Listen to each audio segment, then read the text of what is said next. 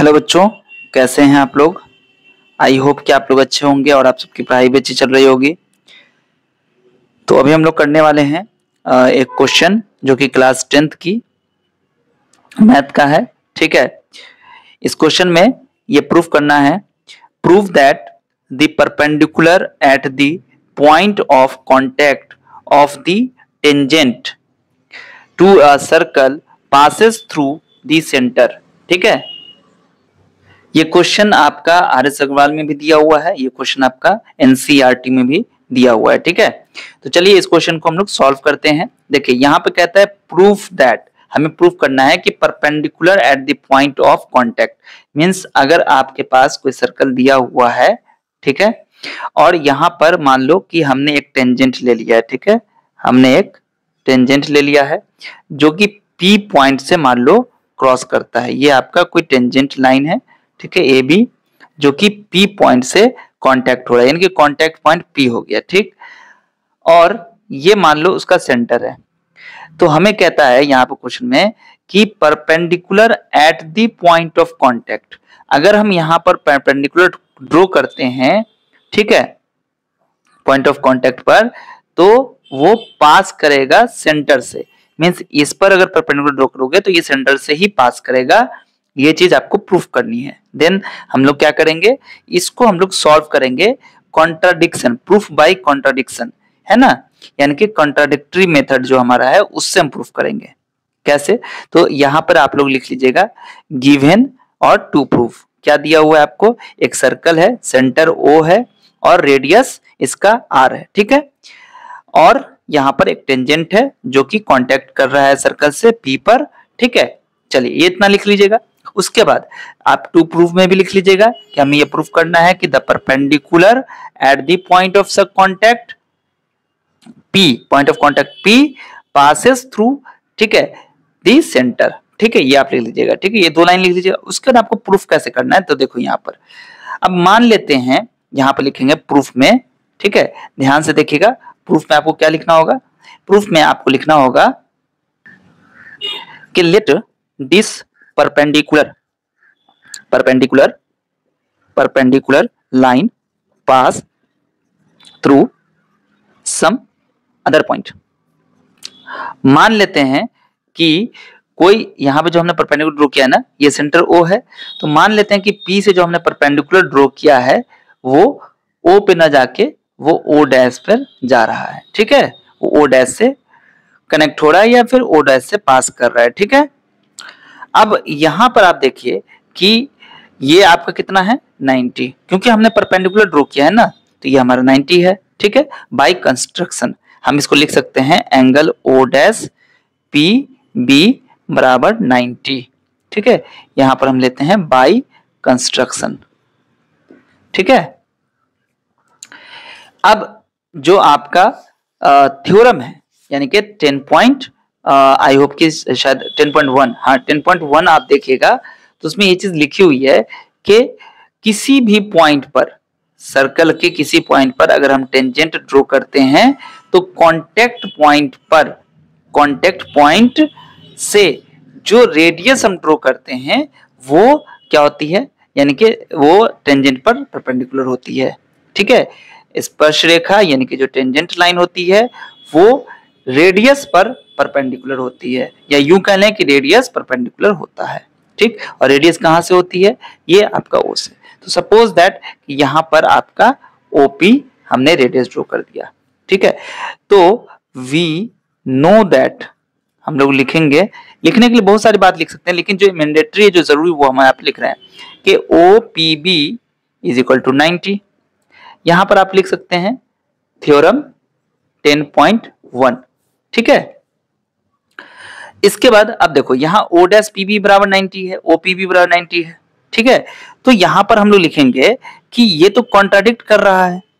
ठीक है, ये हमारा कॉन्ट्राडिक्शन हो रहा है कि परपेंडिकुलर जो है वो तो हमने इसको माना O डैश पीबी और OPB, तो O dash PB is equal to O dash OPB। ठीक है, ये दोनों बराबर हो गया, बट ये तो इम्पॉसिबल है क्योंकि O एंड O डैश और O क्या है, अलग अलग पॉइंट्स हैं। But O dash and O are different points. तो ये कब हो सकता है? This will possible only when O dash and O is the same point, यानी कि ये तभी पॉसिबल होगा जब O डैश और O एक ही पॉइंट हो। ठीक है, इट मींस यहां पर हम लोग ले सकते हैं, इट मींस जो परपेंडिकुलर O डैश P हमने ड्रॉ किया है इज कोइंसाइड विथ OP। ठीक है, इनके O डैश P जो है वो कोइंसाइड कर रहा है, एकदम ओवरलैप कर रहा है OP पर, यानी कि यहां पर हमारा हो गया कि OP, यानी कि ये जो O डैश P हमने खींचा था ये तो परपेंडिकुलर लिया था, इट मींस के perpendicular drone eight contact point P will pass the center of the circle। ठीक है, ऑफ द सर्कल, ये आपको लिख देना है। यानी कि हमने एक इमेजिनरी कोई लाइन हमने ले लिया जो ओ से नहीं जा रही है, ओ डैश से जा रही है, लेकिन थ्योरम 10.1 तो ये कहता है कि अगर हम रेडियस यानी कि सेंटर से कोई लाइन हम कॉन्टैक्ट पॉइंट को मिलाते हैं तो वो परपेंडिकुलर होगा, लेकिन हमने तो 90 किसी और को मान लिया, इसका मतलब दोनों 90 है, तो दोनों को इक्वल लाइन होनी चाहिए, दोनों कोइंसाइड होनी चाहिए। ठीक है, तो इससे हमें ये प्रूफ हो गया कि भाई हमने जो माना है वो लाइन और जो रेडियस है वो दोनों सेम है। ठीक है, वो सेम होगी तभी ऐसा पॉसिबल है कि दोनों 90-90 हो जाए। तो इसका मतलब है कि जो ड्रॉ किया हमने परपेंडिकुलर कॉन्टैक्ट पॉइंट पर वो सेंटर ऑफ सर्कल से पास करेगा। ठीक है, अब आपके सामने फिर मैं एक क्वेश्चन हल करूंगा। ठीक है, ये भी आपका सर्किल का ही क्वेश्चन है जो आर्य सवाल में दिया हुआ है। In the given figure, two tangents RQ and RP are drawn from an external point R to the circle with center O. If PRQ is equal to 120, then prove that OR is equal to PR plus RQ. यहाँ पे कहता है कि दो tangent हमने draw किया है RQ और PR, या फिर RQ और RP, और सॉरी RQ और RP हमने ड्रॉ किया है। ठीक है, अब ये कहता है कि हमने R से ड्रॉ किया दो टेंजेंट और PRQ, यानी कि P यहाँ पर कॉन्टैक्ट पॉइंट है, ये भी कॉन्टैक्ट पॉइंट है, PRQ जो है वो 120 है, तो प्रूव करो कि OR बराबर PR प्लस RQ, यानी कि OR जो है वो PR प्लस RQ होगा। ठीक है, अगर से एंगल PRQ होता है 120 तब। ठीक है, तो अब इसको कैसे बनाना है देखिए ध्यान से। हम यहां से अगर चाहें तो इसको हम अगर मिलाते हैं तो ये परपेंडिकुलर होगा, और यहां से अगर इसको मिलाएंगे तो ये परपेंडिकुलर होगा। ठीक है, अब आप यहां पर लिख लीजिएगा कि आपको गिवन क्या है, आपको टू प्रूफ क्या करना है, प्रूफ हमें प्रूफ करना है, हमें आप लिख देते हैं ये लाइन तो हमें लिखनी है कि हमें ये प्रूफ करना है ये। ठीक है, अब प्रूफ में क्या लिखोगे, तो देखो प्रूफ में लिखना आपको ये है कि इन ट्रायंगल, अच्छा छोड़ो पहले इसको, देखो एंगल PRQ बराबर 120 है, इसका मतलब कि ये जो OR है ना, OR जो कि सेंटर को इसके इंटरसेक्शन पॉइंट से मिला रहा है, वो क्या करता है, इसको आधा करता है। चाहो तो आप प्रूफ भी कर सकते हो क्यों, कैसे ये दोनों बराबर हो गया। ठीक है, बट यहां पर आप थ्योरम का इस्तेमाल करके या आप प्रूफ भी कर दोगे तो कोई हर्ज नहीं है, थोड़ा सा एक स्टेप आपको ज्यादा करना है कि ये जो लाइन है वो इसको आधा कर रही है, इसका मतलब यहां पर हम लिखेंगे OR bisects angle PRQ, that is क्या हो गया, PRO बराबर 60 डिग्री और QRO बराबर 60 डिग्री। ये तो बच्चों समझ में आ गया आपको बहुत अच्छे से कि ये दोनों बराबर है 60-60 डिग्री। अब एक काम करें, देखो ये आपका, हम यहां पर एक इसको समझाने के लिए इस तरीके से बना रहे हैं कि ये आपका 90 है, ये आपको हमने यहां से खींच दिया ऐसा है ना ये। ठीक है, यहां पर आपका है P, ये है O और ये है R। ठीक है ना, यहां तक तो कोई दिक्कत नहीं है। अब ये देखो कि ये आपका कितना है, 60 डिग्री है।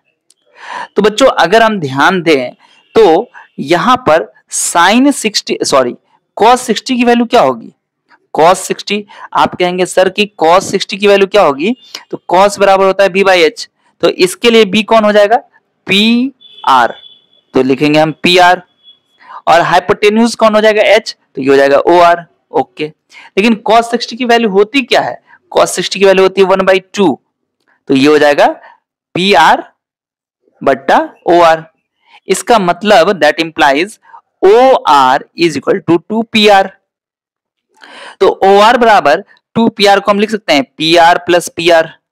तो OR बराबर हो जाएगा PR का मतलब PR हो गया, और PR यहां देखो PR को हम PQ कह सकते हैं, क्योंकि एक्सटर्नल पॉइंट से जो भी टेंजेंट खींची जाती है वो इक्वल होती है लंबाई में, तो PR बराबर PQ। तो इसका मतलब इस PR की जगह हम PQ लिख सकते हैं ना, यहां पर लिख सकते हैं चूंकि PR बराबर PQ।